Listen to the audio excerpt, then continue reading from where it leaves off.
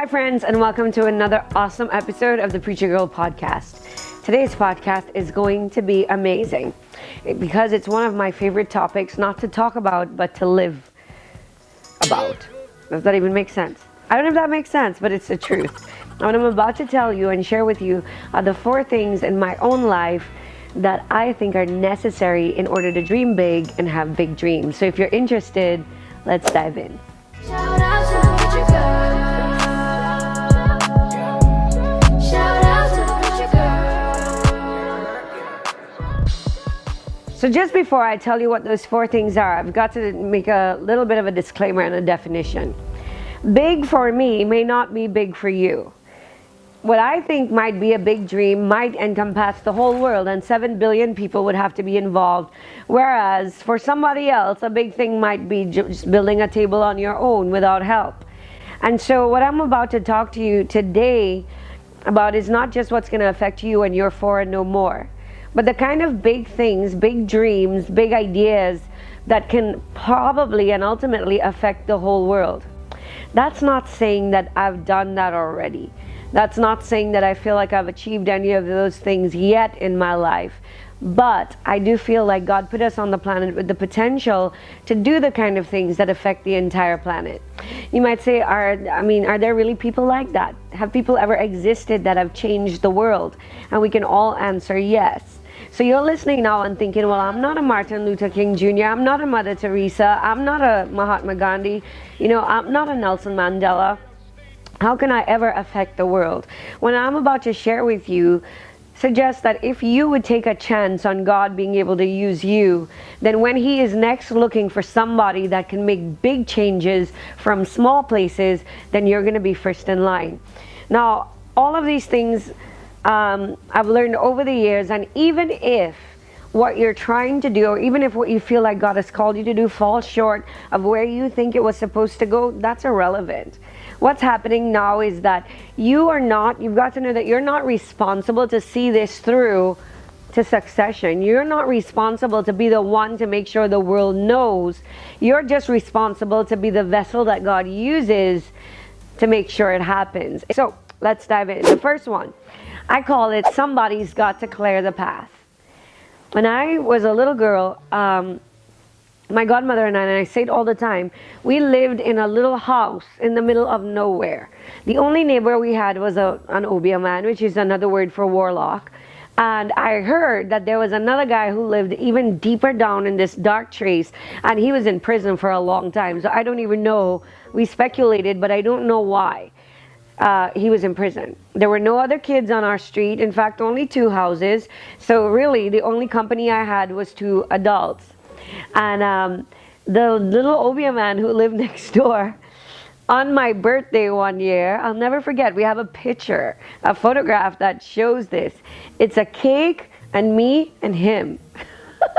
Is that funny? He was probably like 65 years old, and he came to my birthday party because that's who there was.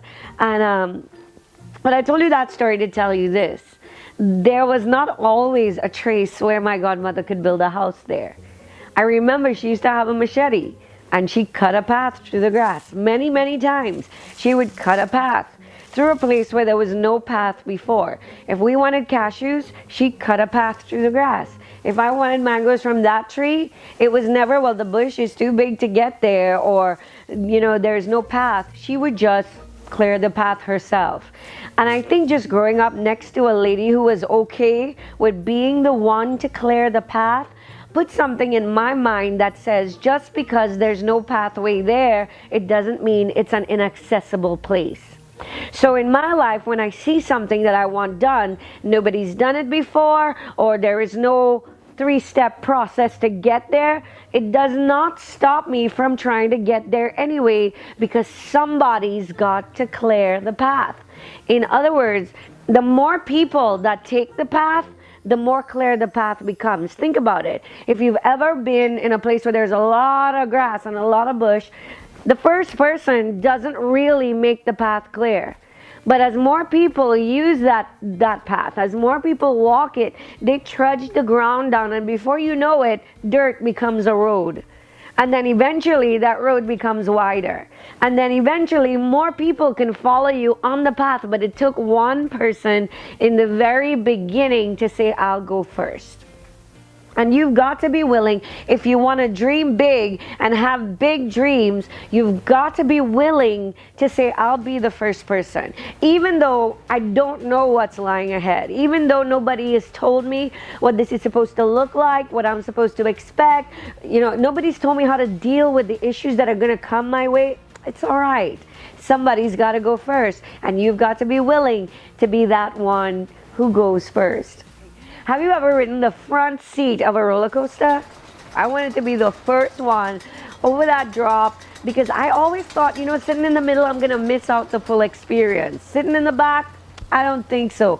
If the front seat wasn't clear at Six Flags, I would wait in the line until the front seat became clear. Everybody would say, you're nuts, you're crazy, try in the back, then move your way up to the front. But I'm like, no, you've got to go in the front because somebody's got to be first.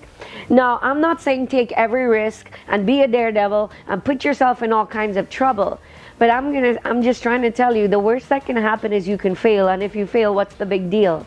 Get up and try something again. One thing I've learned over the years, and I remember I can give you 1,000 examples from being in primary school, being in high school, being in college, being in graduate school, where I've heard this term, and not to mention being a pastor. And nobody's done that before, especially when it comes to church things. If I say I want to have a 40-foot banana split, that's not a church thing. That's a surefire way to get me to do it. If you tell me nobody's done it, then it makes me excited. It does not discourage me. If God put something in your spirit and it sounds like a crummy idea, like something awful, like lemon cake.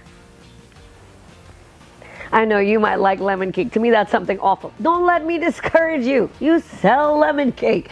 Somebody's going to think key lime pie is a good idea. And there's going to be a market for that, even though it wouldn't be me. I'm just saying somebody had to be the first one there. Almost every big business, every fantastic ministry, every life-changing, piece of legislation that came down the pipe, somebody had to decide they're going to cut the path. The second thing I've found out in my life that works if you want to dream big and have big dreams is to fix the thing you wish someone would fix. If you ever sat at home and got mad at the TV or said something like, well, these actors and athletes have all that money, why don't they fill in the blanks? Why don't they cure hunger? Why don't they provide clean water? Why don't they? If ever you sat at home and said to yourself, I wish somebody would, it's a really great place to find a big dream. Now, if you've ever thought to yourself, and you had a great idea, if every superstar, every movie actor, actress that makes more than $10 million in a movie would give $1 million towards feeding the hungry or eradicating human trafficking, then we would immediately, in a week's time, solve the world's issues. If ever you felt like that, because you have an idea, you're like, if they gave the money, that is a surefire way, I feel, in my life anyway, that God has showed me that I have a purpose. Because many of you can't dream big because you don't know what big thing you can affect in your small way. You start thinking, I'm one person. What can one person do? How can I make a difference in the world? One person can't fix something like that. But God is just looking for that one person. I could take you all the way back to the Bible and take you to Esther and take you to Joseph and take you to David and take you to every single one person that could not have made such a difference, but did. Esther saved an entire nation, and what was she? A cute girl in a harem. Really, that's all she was. And that's why when you could think of all the athletes or all the actors that can fix it, God's saying to you, why don't you fix it? And you're saying, but I don't have the money, or I don't have, let me tell you something. If all you've got is $10 and you wouldn't take that $2 from your 10 to fix it, then don't expect somebody with 10 million to take 2 million to fix it. It's the same principle, just on a smaller scale.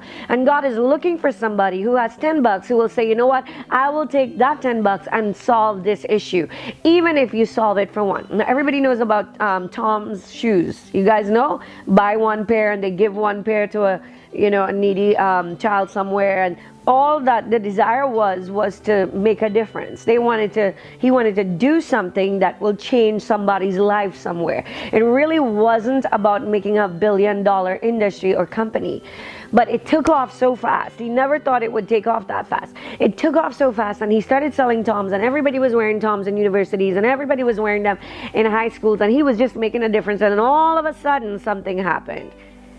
He stopped thinking about why he was doing what he was doing. And he started thinking about maintaining what they were already doing.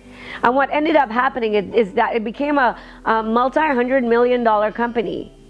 But they lost the passion, and they lost the zeal, and they lost the why they were doing this.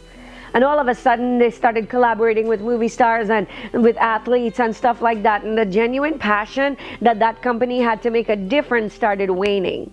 And then he said something had to wake him up until he remembered, this is not why I started this company. It was never supposed to be about the money. It was supposed to be about eradicating an injustice that I wanted somebody else to fix. And I decided, instead of waiting for somebody else to do it, I was going to do it. Now, it's like this. Compass is not eradicating human trafficking. We're really not. We didn't do enough to even make a dent in the problem. But do I think we're going to? Absolutely. Do I think we're eventually going to be the reason why human trafficking ends on the earth? 100% I think so. Do I know how it's going to happen? Absolutely not. Do I have any idea? Am I waiting for a superstar to drop $1 billion on us? No, I'm not. I just know that I wish somebody would have solved that problem. I just wish somebody would have provided clean water for every kid on the planet. And I can't wait for somebody to do it. If God has put that in my spirit as a passion of mine, and instead of me waiting for somebody rich to do it, he says, why don't you do it? Sure, you're one person. Sure, you've got limited resources. Sure, you don't know what your second step is, but I do know what my first step is. My first step is try to find a way to make money that I could send to do something like this. Does this make sense to you? I hope it's making sense. I hope you're seeing it. The minute you start getting greedy, the minute you start making it about yourself and making it about the financial bottom line, then you lose the passion, and God moves it on to the next person. Because there's gonna have to be, at the end of every world change, there's gonna have to be a Rosa Parks. There's gonna have to be a Jesus Christ. There's gonna have to be someone who's willing to lay down their life to make that difference. My third life lesson about dreaming big and having big dreams, I want to call it keep throwing darts. Keep throwing darts. I'll tell you a funny story. I've never been athletic. Right? I used to run 5Ks in my school only because it's the only thing I didn't have to run fast for. Okay? It was more about endurance and less about speed.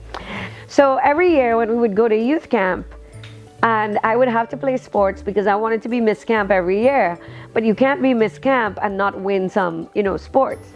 It's just I was horrible at cricket, terrible at soccer, you name it, I sucked. It was bad. But there is this one year at camp, and I'll never forget it. We had a dartboard, and they called it indoor cricket is what they called it, right? So they made a dartboard out of a big poster board, and then they put squares all over it. And it had like 6 runs, 4 runs, out, caught, bowled, things like that. 1 run, 1 run, and all you did was throw the darts. And on this one block, it said 6, which if you know cricket, it's the most runs you can score, of a hit. And so I knew I was going to suck anyway. I held the dart in my hand, and I knew that it wouldn't even hit the thing, right? So I threw it, and sure enough, it went, phew. I threw it again, and no kidding, girls. The thing hit the board sideways. The dart just hit the board sideways. It didn't even stick. And I was like mortally embarrassed. Everybody's watching me. I can't make this thing stick. But then dart number 3 hit the 6. Don't ask me how.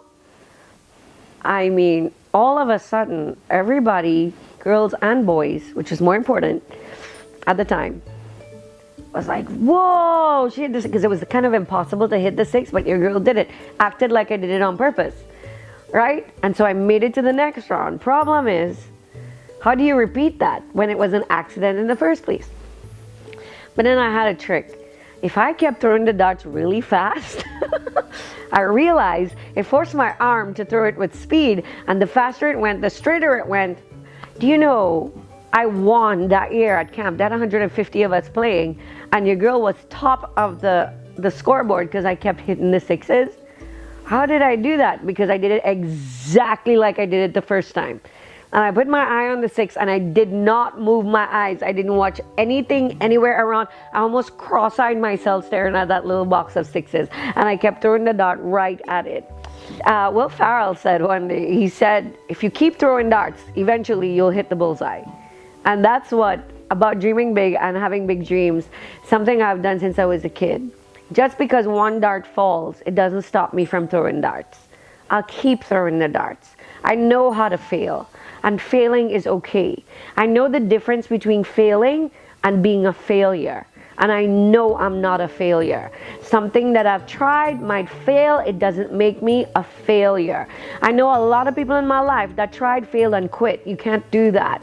You've got to be the kind of person who keeps throwing the darts anyway. Don't give up on an idea because your first try didn't work. Tweak it, change it, and do it again. You keep doing it, especially if you know it's a God idea, not just a good idea. Go back and look at that if you don't know what I'm talking about. And you keep throwing your darts, because eventually you're going to throw it just the right way. You wrote your book, it was a flop, write it again. You wrote it, it's nobody's going to publish it, write it again. You keep throwing the darts, and ultimately your dart's going to hit the target. And I know this has been said a million times, but if I could tell you anything, you know, it's like making doubles. A preacher girl we know, Tara, guys might know her, makes the best doubles on the planet. That is my opinion. I'm entitled to it. And I've had doubles from many, many vendors, and that girl could cook a doubles to make you just bite your finger. It's so good. But if I make a doubles, you could hit a man with it and he will die, because it will hit his head and it'll bust his head. But you know, if I thought that doubles was my calling, I would keep making it and keep making it and keep making it. And I'm sure Tara wasn't good the first time she tried. She became genius at it because she kept trying it. And now she's fantastic at it. And this is what I really want to tell you, especially those of you that gave up on something you were passionate about. I'm not talking about you just wake up and decide you're going to be a geophysicist. No, unless you are passionate about it, you probably don't need to pursue it. But if you love it, if you feel like God put it in you, if you can't shake the feeling, then keep throwing your darts, and ultimately you'll hit the center. Tip number 4 is my magic tip. I call it magic tip because it's not at all magic, but it's what you would call, I guess, like the creme de la creme of all the tips. And it's the one you won't find in books, and people probably won't teach you, but it's mine. And I would put it like this. Big ideas, big dreams, and dreaming big has to be seen as a collaboration between you and God. You've got to know this. Now, this is a secret and might sound prideful, but it's not if you understand it the way I'm trying to say it. Do you know the first person in the whole Bible to ever be described as being filled with the Spirit? I'll give you a guess. Go ahead. Jesus? No. Adam? No. Okay, you're probably mostly all wrong. Maybe if you said Bezaleel, you'll be right. If you said Bezaleel, send me a text, okay? Bezaleel is found in the book of Exodus chapter 31, for those of you who are looking right now. And you know what Bezaleel was? He was a craftsman. Isn't that crazy? I remember the first time I saw that, how that spoke to my spirit. that the first thing that God ever said, the Spirit of the Lord was upon him to do something, it was to make something with his hands. And you know what that tells me? That whatsoever your hands find to do, if you're doing it with all your might, if it was God's idea, then his Holy Spirit empowers you to craft, to do the things that people might see as being trivial and fickle and whatever. And craft doesn't only mean working with clay and mud and photography and art. No, craft also means whatever your job is, or whatever it is you're passionate about. Cooking can be your craft, or singing can be your craft. That's what I mean. The Spirit of the Lord empowers craftspeople, but Bezalel was an actual craftsman, and you can find him, like I said, in the book of Exodus chapter 31. But when I said you and God are co-laborers, this has been so misunderstood by the church and by Christians that we're doing it all wrong.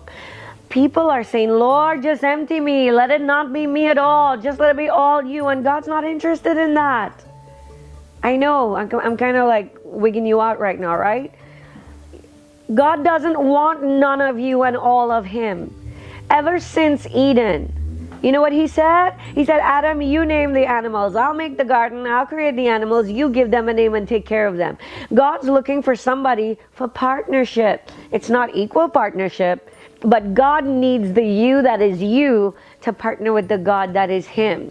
And if there is nothing of you and only him, then why does he need you? If you understand it rightfully, that God is looking for a vessel. God is looking for a person, for a Sharo, who is Sharo, to partner with the divine nature of God, so that whatever is produced has not only his DNA, but your DNA.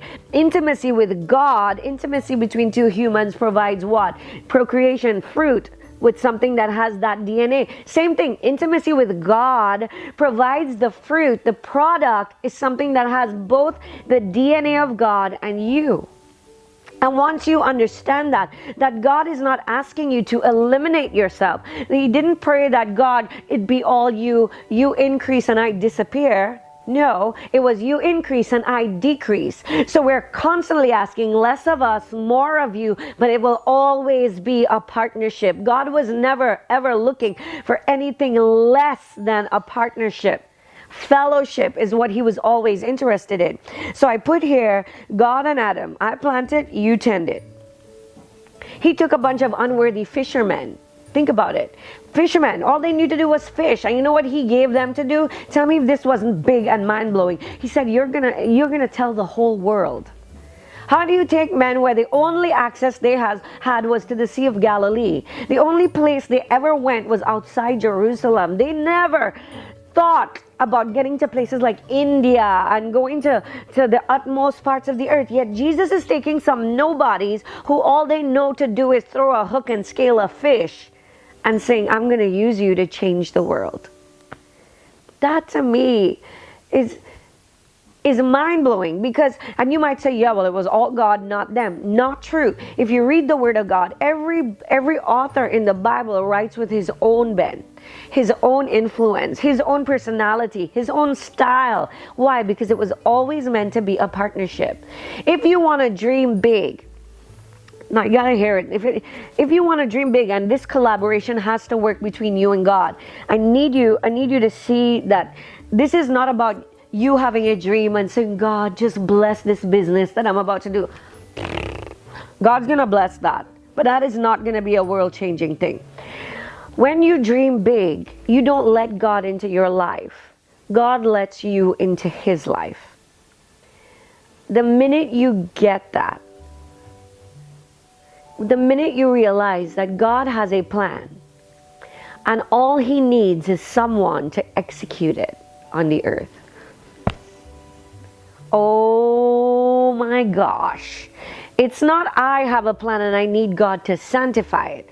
God has a plan and he's looking for someone to execute it. And you're saying, here am I. I'm available. Not only that, I'm capable. Not only that, I'm willing, I'm ready. I'll lay everything down to be your purpose on the earth, to execute your plan. You know how it's said in the word like this? It said, and I try to write all of it down to show you, but you know it, John 14:15, all over John.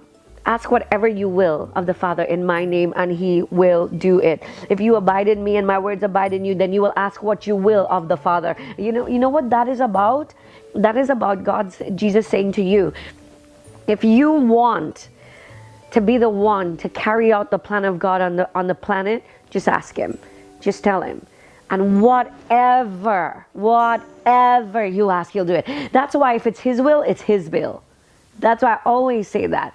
You know, where he guides, he provides. I got lots of cliches. If you want them, I can just list them all for you. But all it's saying is if you want to dream big, then pick his dream. Just pick his dream. If he wants somebody to save the Jews, Esther is like, for this cause came I into the earth, and if I perish, I perish. When I figured that out, and it wasn't, I'm telling you it's by the Holy Ghost, because Hope NYC had to happen. It just didn't have to be me. It could have been anybody. Compass Coffee had to happen. It didn't have to be me. It could be anybody. Preacher Girl had to happen. It just didn't have to be me. It could have been anybody. God has a plan. He's just looking for somebody to partner with to execute it on the planet. And you make yourself available to the dreams of God, then it's not going to be a small dream. It's going to be a big dream. And listen to how he makes it so beautiful for you. He'll cause you to be passionate about that thing anyway. So that when you step into the role, you're beautiful enough for it. Just like Esther. He couldn't take no ugly hag and put her in there and, sorry, didn't mean to say hag. He couldn't take no ugly nobody and put her in front of a king, and to do that, the king wouldn't have cared. But Esther was already fine. She was already all that. So that when she stepped in front of the king, God would take what she had and use it to execute his plan. Same thing. When you step into the place, God will take what you already have and use it to execute his plan on the earth. I hope that made sense to you. I hope that matters to you. You want to find what God's plan is. Find out what causes you, what you're passionate about, and say, God, I'll partner with you. Not my will, but thy will be done. And that's how I found out that you dream big and you have big dreams. I hope it made a difference. I hope it opened up your mind. I hope it excited you to start dreaming the way God dreams and to access what his plans are on the earth, and you enter his life. Preacher Girls, I hope you have a fantastic weekend. Thank you for joining me for this podcast. Remember to share it, like it, subscribe to this channel if you have not done so already. I'll see you next week, and don't you ever forget that since God called you, no one can uncall you.